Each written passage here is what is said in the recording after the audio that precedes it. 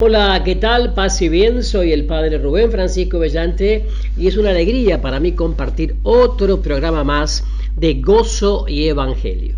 Este programa taller que está especialmente dedicado a catequistas, servidores, evangelizadores, misioneros, agentes de pastoral y a todo bautizado, con esta convicción de que el anuncio querigmático, el anuncio con poder de la persona viva de Jesús es lo que realmente estamos necesitando en nuestra iglesia, en la sociedad y en el mundo entero. Por eso estamos dando este programa con algunas herramientas, sobre todo viendo las dificultades que encontramos a la hora de proclamar el querigma. Y por eso, antes de comenzar, como siempre, invocamos al Espíritu Santo. Rúa Santa, Espíritu Santo de Dios, Espíritu poderoso del resucitado, derramate sobre nosotros con tu santa unción. Toma todo nuestro ser, inteligencia, voluntad, afectividad, emotividad, sensibilidad, sentidos, cuerpo, alma, espíritu, para que podamos ser canal de gracia, testigos y anunciadores con poder de la persona viva de Jesús. Ven Espíritu Santo, ven Rúa Santa, ven a través de la poderosa intercesión del corazón inmaculado de María. Amén y amén. Como recordarán, en el último programa hemos hablado un poquito de dos problemas a la hora de comunicar el querigma. El primero era: la gente piadosa y apostólica da por superado el querigma. ¿Se acuerdan de eso? Hemos hablado. Y después también en el segundo problema era no valorar la fuerza intrínseca de la predicación y saturarla con catequesis, datos y todo eso. Y a propósito de este segundo obstáculo, también dijimos que íbamos a dar algunas pistas, con mucha humildad por supuesto, ¿no?, de solución y desafíos y retos pastorales que tienen que ver con esto. Y recordábamos a San Pablo, cuando escapaba de la capital de la ciencia y la cultura de aquella época, Atenas, en Grecia, y se encaminaba a la capital del pecado, en aquel entonces, otra ciudad griega, puerto muy importante, Corinto, como sería que hasta un verbo se aplicó para hablar de la fornicación, era el verbo corintiar. Él mismo nos cuenta en 1 Corintios capítulo 2, versículos del 1 al 5, yo, hermanos, cuando fui a Corinto, no confié en el prestigio de la palabra o la sabiduría para anunciarles el misterio de Dios, porque no quise saber entre ustedes sino a Jesucristo y a este crucificado, y me presenté entre ustedes débil, tímido y tembloroso. Y mi palabra y mi predicación no tuvieron nada de los persuasivos discursos de la sabiduría, sino que fueron una demostración del Espíritu y del poder, para que su fe no se fundase en sabiduría de hombres, sino en el poder de Dios. 1 Corintios capítulo 2, versículos del 1 al 5. Así como el burro aprovechó la tierra, ¿se acuerdan?, que le caía encima, y después de sacudírsela formaba una plataforma que le ayudara a salir del pozo. Bueno, también Pablo transformó el fracaso de Atenas en aprendizaje de cómo no hacer las cosas. Gracias a que supo redimensionar sus omisiones, logró establecer con claridad diferentes aspectos de la evangelización. Como el burro de la historieta, la tierra de la ironía y el desprecio de los cultos atenienses le sirvieron para no caer más en el primer error o en el mismo error. Gracias a su fracaso, reacciona y declara que Dios quiso salvar a los hombres mediante la locura de la proclamación querigmática. 1 Corintios capítulo 1, versículo 21. También define la esencia de la proclamación. En 1 Corintios 15, 3, 4 dice: les transmití en primer lugar lo que a mi vez recibí. Cristo murió por nuestros pecados, según las Escrituras, que fue sepultado y que resucitó al tercer día, según las Escrituras. En su testimonio a los líderes de Éfeso, establece el contenido del primer anuncio, el Evangelio de la Gracia, Hechos 20-24, la salvación es gratuita. Luego define el objetivo de la predicación, que se conviertan a Dios y crean en el Señor Jesús, Hechos 20-21. Muchos miembros y hasta jerarcas de la Santa Iglesia Católica no han escuchado ni aceptado el Evangelio de la Gracia y por eso no han experimentado la conversión evangélica, la cual no se limita a un cambio de moral, sino de esquema. Lo que importa y vale no es lo que nosotros hacemos por Dios, sino lo que Él ha hecho por nosotros. Los Gálatas habían sido evangelizados con gran poder, con signos, prodigios y milagros. Pero bien pronto, seducidos por los cristianos judaizantes, vuelven a la ley como medio de salvación. Entonces, Pablo reacciona con fuerza y les reta con claridad. Estúpidos Gálatas, ¿quién los fascinó a ustedes a cuyos ojos fue presentado Jesucristo crucificado? Quiero saber de ustedes una sola cosa. ¿Recibieron el Espíritu por las obras de la ley o por la fe en la predicación? Me maravillo de que, abandonando al que los llamó por la gracia de Cristo, se pasen tan pronto a otro evangelio. No que haya otro, sino que hay algunos que los perturban y quieren deformar el evangelio de Cristo. Pero aun cuando nosotros mismos o un ángel del cielo les anunciara un evangelio distinto del que les hemos anunciado, sea anatema, como lo tenemos dicho, también ahora lo repito: si alguno les anuncia un evangelio distinto del que han recibido, sea anatema. Gálatas 3, 1, 2, Gálatas 1, del 6 al 9. El apóstol ha aprendido la dura lección del Areópago ateniense y declara que el mensaje no puede revestirse de sabiduría. La liturgia eucarística proclama algo que debiera ser una realidad en cada uno de los que participamos en la Eucaristía. Señor, yo no soy digno de que vengas a mí, pero una palabra tuya bastará para sanarme. Y esa palabra tiene un nombre y un perfil.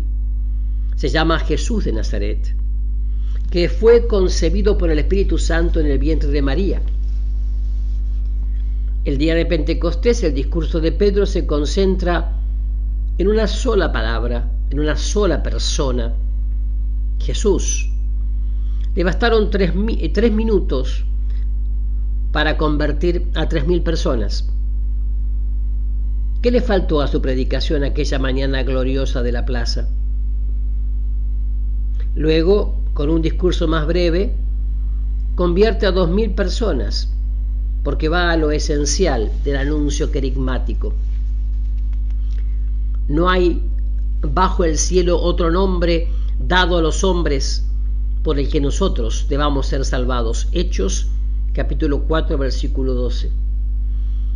El primer evangelista en consignar por escrito la vida y mensaje de Jesús fue Marcos. En su firmamento solo brilla un sol: Jesús, el Evangelio de Dios. Después, basado en Marcos, se redactó el Evangelio de Mateo, que es catequético, y el de Lucas, que es misionero. El escrito de Juan, muchos años después, está destinado para pastores. Pero todo comenzó con el de Marcos. Tal vez encontramos un mensaje en esta cronología. En la vida cristiana debemos iniciar con Marcos, cristocéntrico, para después ser catequistas, misioneros y pastores. Invertir el orden traiciona la tradición e invierte la pedagogía de la fe. Urge valorar el querigma como dinamis, como fuerza de Dios para la salvación. No centremos en otra cosa que no sea en esto, ¿ya? Porque es importante ver cómo en su madurez como apóstol, Pablo pide a los colosenses que aprecien la palabra de Dios. La palabra de Cristo habita entre ustedes con toda su riqueza. Colosenses 3:16. También ordena a Timoteo, predica la palabra. 2 Timoteo 4:2. Es importante esto. Ahora, después de la pausa, ya regresamos con más gozo y evangelio de hoy. No se vayan. Ya estamos de regreso con más gozo y evangelio de hoy.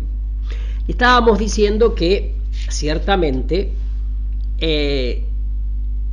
urge valorar el querigma como dinamis, fuerza de Dios para la salvación. No centrarnos en los planetas de nuestra teología ni en los satélites de nuestra fe, sino en el único sol de justicia, Cristo Jesús. Porque cuando elaboramos una constelación con tantos elementos doctrinales y catequéticos, nos perdemos en la inmensidad de los espacios. Y hay muchas cosas, ¿no?, que podemos rescatar al principio. Yo recuerdo que el cardenal Marc Ouellet, el cardenal, realizó un simposio teológico en el Congreso Eucarístico Internacional en Quebec, Canadá, en 2008, con los teólogos más connotados del planeta, ¿no?, de ese momento. También participaron otras personas.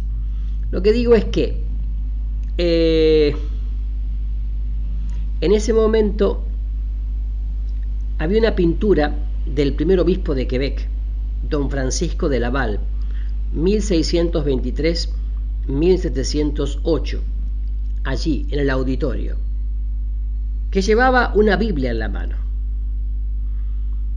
Y entonces qué bueno fue saber que entre tantos teólogos y obispos allí presentes había un obispo que traía una Biblia en la mano. Claro, alguien puede tomar esto como una falta de respeto, pero en realidad es una invitación a una vuelta al querigma, a una vuelta a la palabra. Resumiendo, el imperativo evangélico de anunciar la buena noticia a toda la creación se ha transformado en vayan y evangelicen a los católicos que no han recibido el querigma, a quienes estudiaron catequesis, cumplen la moral cristiana, a quienes son expertos en el dogma y la teología. Vayan y evangelicen a quienes aún no han acogido en su corazón la buena nueva del Evangelio, que tienen una biblioteca de conocimientos en su mente, pero que todavía no le han abierto el corazón al Señor Jesús que está tocando. Apocalipsis capítulo 3, versículo 20. La proclamación ha sido y será siempre muy sencilla, porque su esencia no es un catálogo de tesis teológicas ni un elenco de doctrinas, sino simplemente la buena nueva de Jesús el Mesías. Hechos 8:35, o tal vez mejor, Jesús, Jesús como la buena nueva. Tanto el centurión pagano y la iglesia no dicen, Señor, yo no soy digno de que vengas a mí, pero un largo discurso o todo el catecismo bastarán para salvarme. No, dice, una palabra, sí, una palabra es capaz de salvarnos y sanarnos, porque esa palabra tiene un perfil y un nombre. Se llama Jesús, Logos hecho carne. La palabra hecha carne. La eficacia de la catequesis depende cuando se imparta. Nunca antes del querigma, ni menos en vez de el querigma. La frase de San Pablo expresada en fórmula negativa, no me avergüenzo del Evangelio, podría ser enunciada en forma positiva. Me enorgullezco del Evangelio, me glorío del querigma. Otro obstáculo o problema, digamos así, del querigma es suponer que el querigma es protestante y catolizarlo con sacramentos y devociones. Vieron que ahora abundan devociones. Claro, a ver, como nuestros hermanos evangélicos, las iglesias protestantes, llamadas así, o pentecostales, predican a tiempo y a destiempo la buena nueva de la salvación, a veces quedándose únicamente en el querigma por siglos, todo es querigmático, y cargando muchas veces el anuncio del querigma de emocionalismos, efectos especiales. Entonces, claro, provocan alergia a veces. Cuidado, algunos han llegado a suponer que el querigma es protestante, fíjense ustedes, pentecostal, y por lo tanto le hacen falta elementos de la fe o tradición católica. Para compensarlo se elabora un embutido de sacramentos cayendo en el sacramentalismo. De hecho, hay parroquias que funcionan solamente los fines de semana, parroquias de weekend, o sea, parroquias de sacramentos,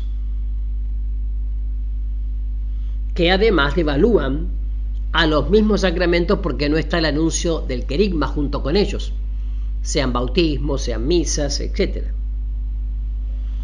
Las personas que temen que se pierda el valor de los sacramentos en el primer anuncio, en verdad son ellos quienes no lo aprecian, porque en su esquema los sacramentos no son valorados en su exacta dimensión, que son canales de la gracia de Jesús muerto por nosotros y resucitado para nosotros.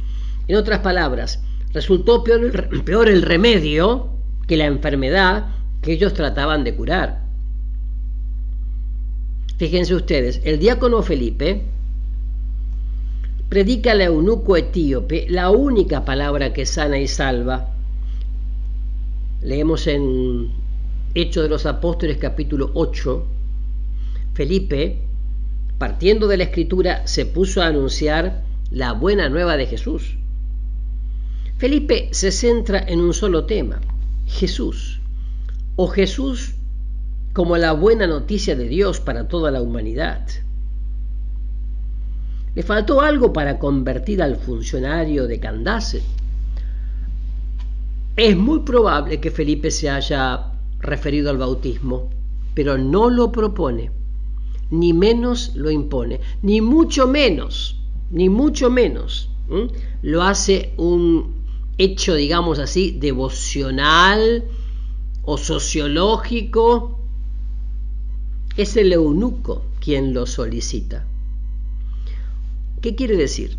Que hubo una buena presentación del querigma, ungida por parte de Felipe, que culmina por parte del eunuco con una experiencia tan fuerte de Jesús vivo que pide el sacramento. O sea, pide la experiencia sacramental como coronación del proceso evangelizador. ¿Cuántas personas piden hoy el bautismo de forma libre y consciente? Y no solamente por costumbre, tradición o para hacer una fiesta. ¿No será por falta del anuncio? En contrapeso de la supuesta pertenencia protestante del querigma, entonces, dice, mucha gente valora más algunas revelaciones privadas o devociones, de todo tipo, lo que dijo la vidente de aquí, el vidente de allá, el otro vidente, que no tiene ningún peso en el Evangelio, en la palabra de Dios. De hecho, hay mucha gente, con todo respeto lo digo, ¿no? En algunos programas de algunas parroquias que ponen en la Semana Santa todas las actividades, está más grande abajo el Domingo de la Divina Misericordia que el Domingo de Pascua. Creo que nos perdimos en esto,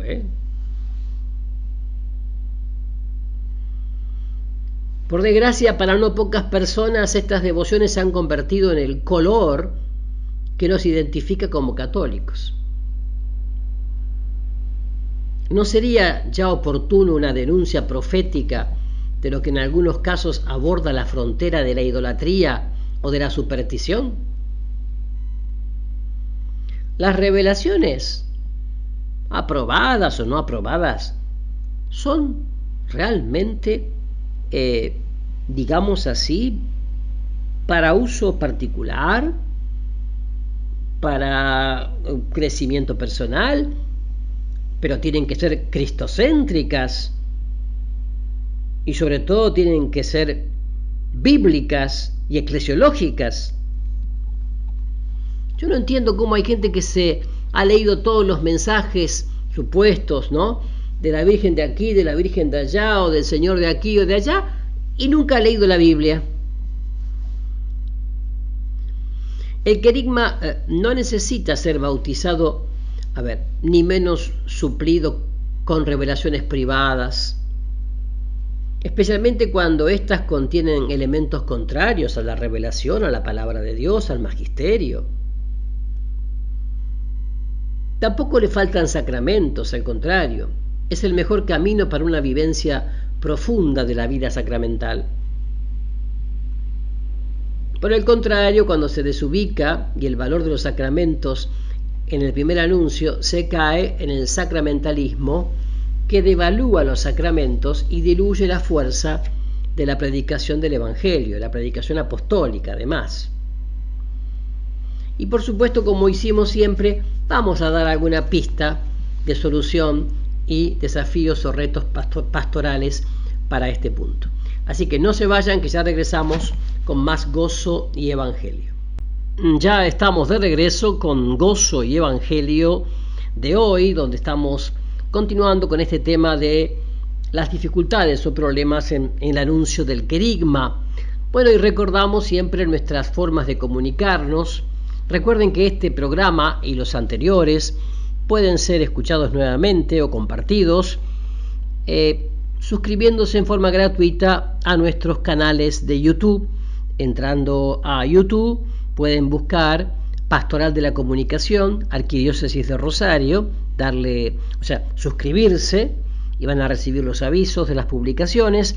Lo mismo con mi canal de YouTube, Rubén Francisco Bellante, suscribirse, ¿verdad? Y también en mi fanpage pueden dar me gusta, mi fanpage de Facebook, Rubén Francisco Bellante. También me pueden encontrar en Twitter y en Instagram.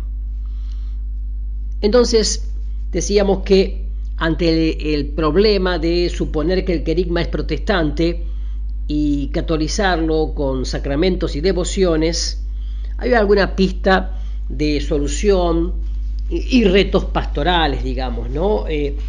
La proclamación que encontramos en los discursos querigmáticos es el alma de la Iglesia. Si Pedro y Pablo, el diácono Felipe y el evangelista Marcos fueron los primeros que anunciaron esta buena noticia, entonces el querigma es la raíz de la Iglesia apostólica. ¿Por qué suponer que es protestante? Se pretende catolizar lo más católico que existe. El querigma era y es católico. No necesita ser bautizado ni catolizarlo. Como existen muchas personas que recibieron sacramentos antes de ser evangelizados, nuestro reto, nuestro desafío pastoral es evangelizar a los bautizados, ya que no por haber recibido sacramentos se está evangelizado. Hay que aprovechar la oportunidad y, como el burro de la historia, construir una plataforma para salir del oscurantismo bíblico. En resumen, el querigma no es protestante, sino apostólico. Si nuestra iglesia es apostólica, debe recuperar la predicación original de la iglesia primitiva, ¿no? Otra cosa o dificultad o problema, como quieren llamarla, que encontramos es hacer catequesis del querigma. Recuerden que evangelización es querigma más catequesis, pero siempre el primer anuncio, el gong de la campana, querigma, y luego el resonar de ese gong, que es la catequesis, los crecimientos. Entonces, digo, Hacer catequesis del querigma. Ya vimos que la proclamación de la buena nueva de Jesús es tan sencilla que se cae en la tentación de mejorarla con elementos catequéticos y hasta con devociones poco bíblicas. Sin embargo, existe otro peligro más sutil: transformar el grito de la buena noticia en una lección de catequesis o teología.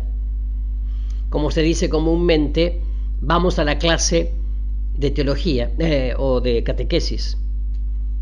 Nunca se dice vamos al encuentro catequético, o se dice pocas veces.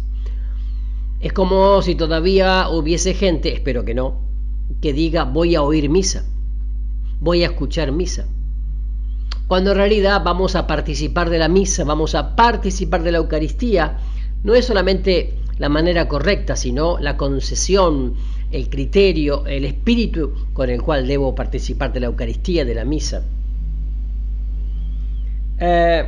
Entonces digo, no se evangeliza, sino que se hace reflexión teórica sobre la predicación querigmática. El primer anuncio se convierte en una elocuente aula de instrucción doctrinal, incluso con mucha metodología, por allí hasta con afiches, dinámicas, pendrive, exposiciones. Hacer catequesis del querigma sería como si una caravana perdida por varios días en el desierto por fin encuentra un oasis, ¿no?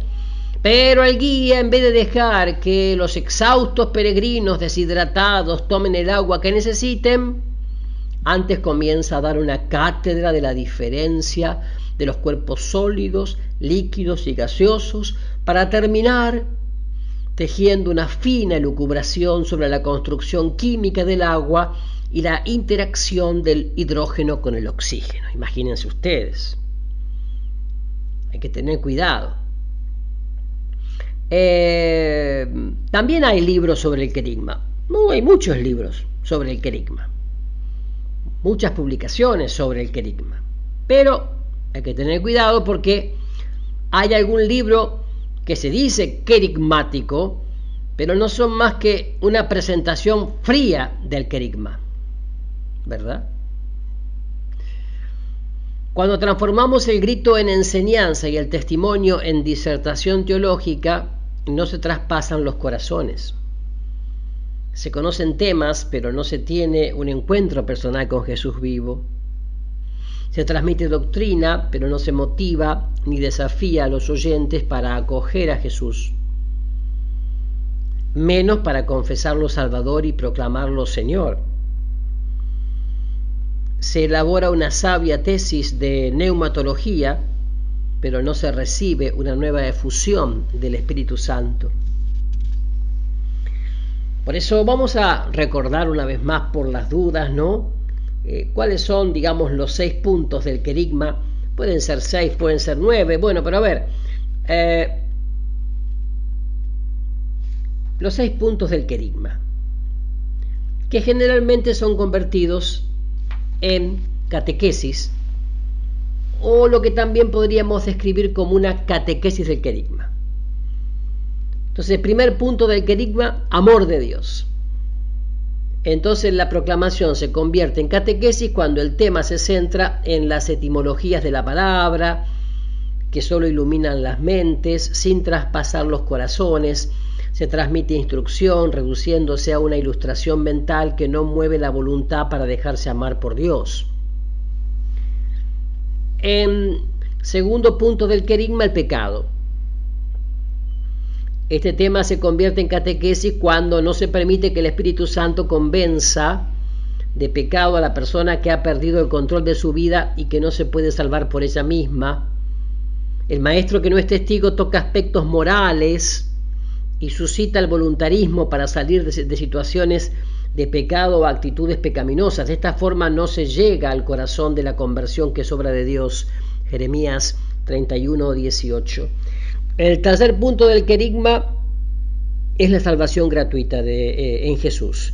Y la salvación gratuita, gracias a la muerte y resurrección de Jesús, Se convierte en catequesis cuando simplemente se imparte una cátedra de soteriología y se ofrece la sana doctrina católica de la justificación, de preferencia oponiéndola a la visión luterana. Se trata más de un ejercicio mental, pero que no mueve la voluntad a abrir las puertas a Jesús. No se presenta el testimonio de haber sido salvado.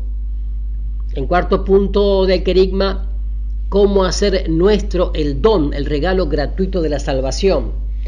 Hay maestros y predicadores que enfocan su tema en un raciocinio catequético del ser y significado de la fe y la conversión, pero no dan oportunidad al evangelizado para que invite a Jesús a su corazón. Van directamente a la renuncia del pecado, cayendo casi siempre en el moralismo. La renuncia al pecado es consecuencia de confesar a Jesús Salvador y proclamarlo Señor de toda la vida. Él es quien nos libera del pecado. Nosotros no nos podemos salvar por nosotros mismos. El quinto punto del querigma es la promesa del Espíritu Santo. El tema de la promesa del Espíritu Santo se convierte en catequesis cuando se reduce a una presentación doctrinal de la persona y la obra de la tercera divina persona de la Trinidad en la historia de la salvación. El catequista ilustra la mente dando teoría muy interesante sobre el papel del Espíritu Santo en la vida del creyente, pero no ofrece ejemplos vitales de lo que ha acontecido en su historia personal. Entonces la predicación que no suscita en los oyentes la sed del agua viva que salta hasta la vida eterna es porque el mensaje se ha transformado en aula de neumatología. El sexto punto del querigma, la comunidad, la eclesía, la asamblea, la iglesia. Este tema se transforma en catequesis cuando se imparte una cátedra teórica sobre la iglesia, especialmente sobre su estructura jerárquica basada en el Concilio Vaticano II o los últimos descubrimientos de los teólogos, pero no nos motiva a vivir como cuerpo de Cristo con diversidad de carismas y ministerios. ¿Me explico? A vivir la iglesia con alegría, como comunidad, como familia de Dios, como pueblo peregrino. Así que todo esto es importante, pero hay pistas de solución y desafíos pastorales que veremos al regreso en la última parte de Gozo y Evangelio de hoy. Así que no se vayan, que ya regresamos. Ya estamos de regreso con la última parte de Gozo y Evangelio de hoy, en donde estamos viendo las dificultades o los problemas para encarar el querigma. Y el último problema que habíamos encarado era cuando hacemos catequesis del querigma, ¿no? Y ofrecíamos unas pistas de solución o desafíos pastorales. Primero es lo primero, ¿no? O sea, respetar el proceso pedagógico de la fe. Primero el querigma y después la catequesis. Mientras el crepúsculo tenía de rojo el cielo a la orilla del lago de Ipacaraí, en Paraguay, ¿no?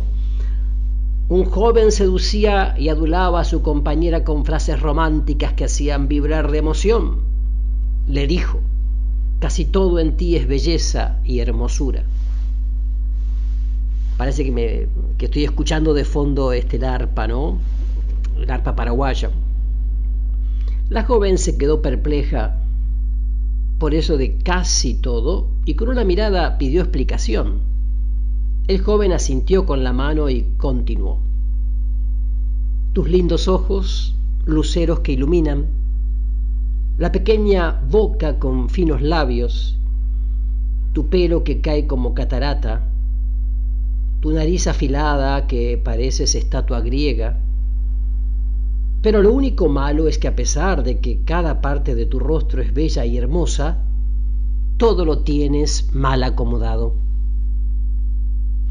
Eso mismo nos puede pasar a nosotros si no ubicamos el querigma y la catequesis. Ambos son bellos, pero no basta. Tienen que estar bien acomodadas. Primero se nace a la vida nueva y después se crece hasta la estatura de Cristo Jesús.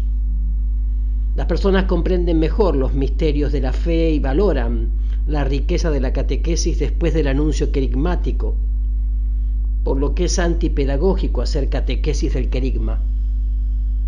urge recuperar a cualquier precio el único centro de gravitación del Evangelio, es decir, el sol de Jesús de Nazaret. Los planetas y los satélites catequéticos vienen solo después y en dependencia de él. En resumen, es tan peligroso invertir el orden pedagógico del querigma antes de la catequesis como impartir un querigma catequético porque es engañoso.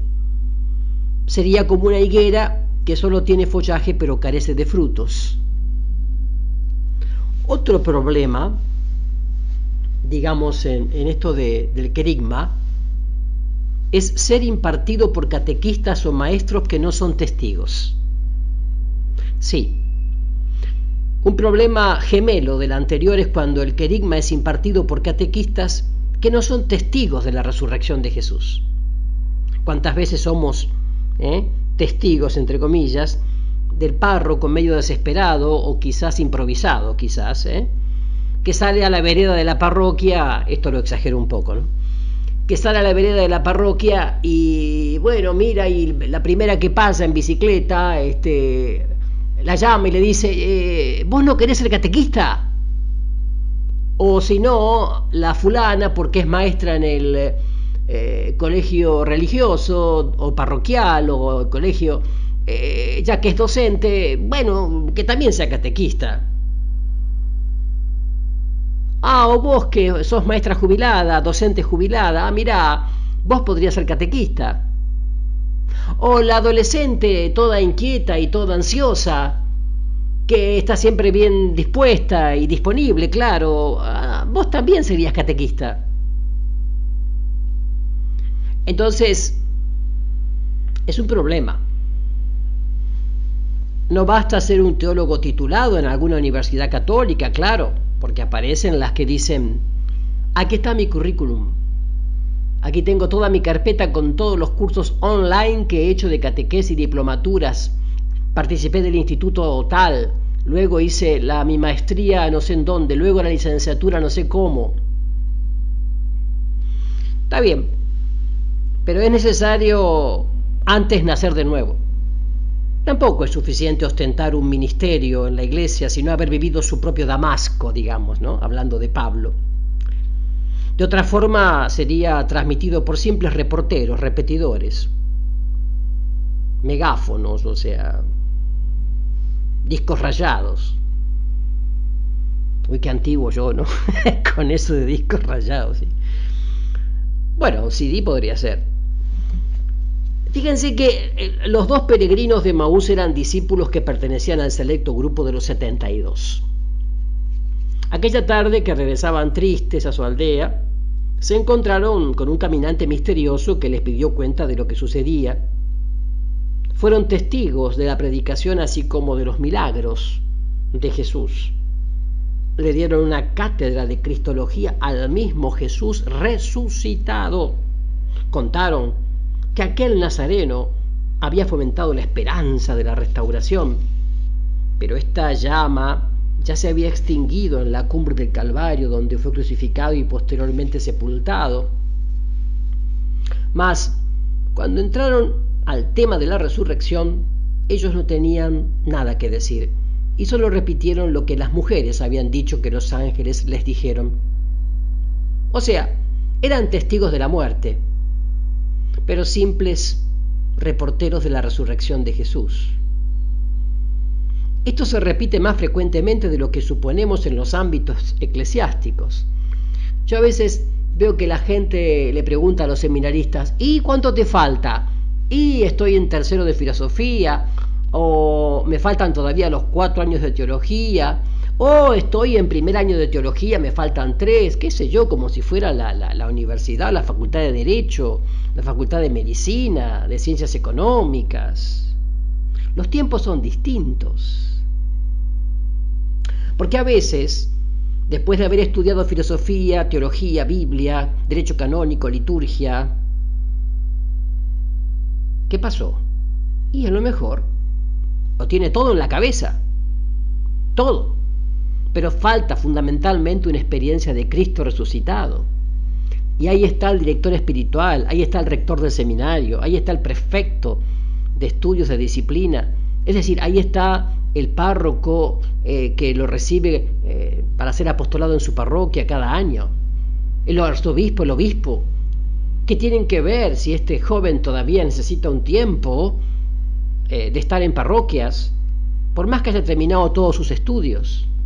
Y si no, lo que sucede es que el muchacho está en parroquia, sí, pero ya está haciendo otro curso de licenciatura en filosofía, ya que está en la parroquia, entonces ya y le queda la universidad ahí a 20 cuadras, o va 3 veces por semana, 3 días a la semana a otra ciudad, y entonces, pero no, paremos la mano, no se trata de que él no se ordenó diácono, presbítero, todavía porque va a haber, para que haga más estudios. Se trata de que tenga una experiencia vital de Jesucristo el Señor, a través de un proceso también de entrega al pueblo de Dios.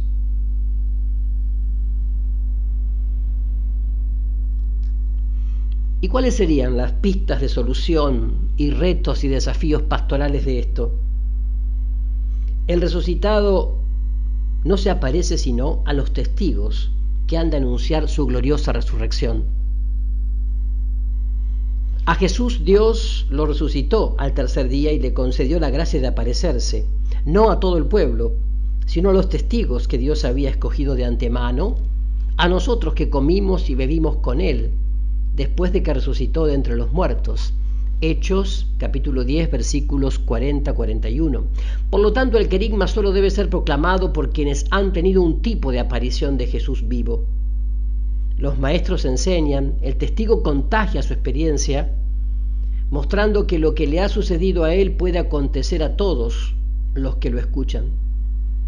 Si Jesús se apareció a quienes irían a predicar el Evangelio, esto significa que son testigos que han tenido un encuentro personal con el resucitado, más que con un volumen de catecismo, y no porque la doctrina no sea buena, sino simplemente porque no es su momento. No basta ser reportero que transmite con exactitud lo que los corresponsales le informaron. Hay que ser testigos que confiesen: me sedujiste, Señor, y me dejé seducir, porque me amaste tanto que enviaste a tu Hijo, no para condenarme por mis pecados, sino para salvarme. San Pablo distingue diversos ministerios en la Iglesia. Dios dio a unos el ser apóstoles, a otros profetas, a otros evangelizadores, a otros pastores y maestros. Efesios 4:11. El ministerio del evangelizador es diferente del ministerio del maestro. Ambos son necesarios, pero cada uno tiene su campo de competencia y su momento. Al maestro no le corresponde anunciar el querigma, a no ser que también sea testigo, sino transmitir la enseñanza sistemática de la fe por medio de la catequesis. Al evangelizador no le concierne entrar en el campo de la doctrina mientras anuncia el querigma. La principal característica de quien proclama el querigma es que es un testigo ungido por el Espíritu Santo para traspasar los corazones. En síntesis, el evangelizador tiene su campo y momento de trabajo. Ni el evangelizador debe invadir la obra del maestro que enseña, ni menos el maestro o catequista ha de enseñar y transmitir doctrina durante el querigma. Y bueno, esto es para seguir pensándolo, orándolo, y yo ya hoy me despido de ustedes. Que a través del corazón inmaculado de María los bendiga el buen Dios Todopoderoso, Padre, Hijo y Espíritu Santo. Amén. Paz y bien para todos.